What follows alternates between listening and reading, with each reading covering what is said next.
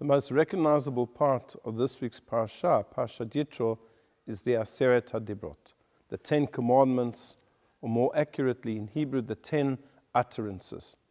And so much has been discussed and written about the structure, the shape of the 10 commandments. 5 on one tablet, 5 on another tablet.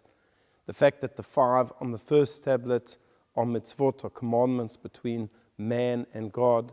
On the second tablet, commandments, precepts between man and his fellow man.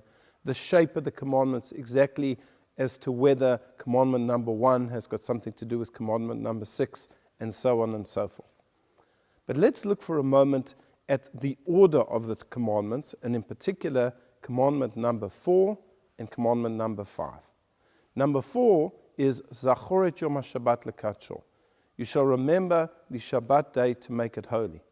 Shabbat is a way for us to remember that God created the world, and that we too should rest and acknowledge that He is the Master. And then commandment number 5, Kaved et avicha ve'et imecha. You should honor your father and your mother. Have respect for the people that brought you into this world, who educated you and who provided for you.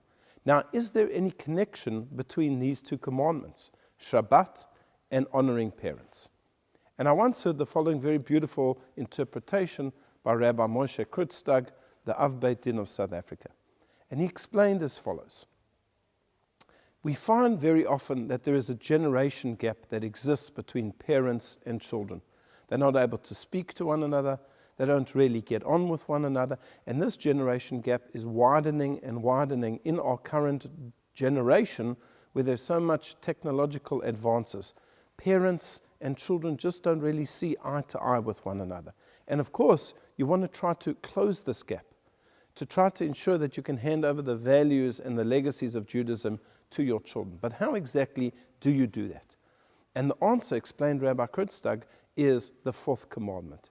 If you want your children to honor you, the way in which to do it, or one of the ways in which to do it, is to keep Shabbat.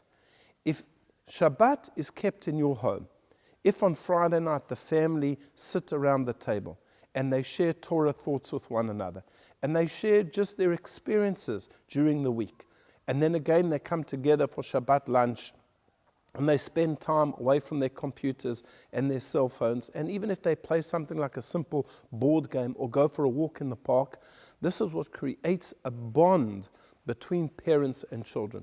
There are so many families during the week, they don't sit down to have supper with one another.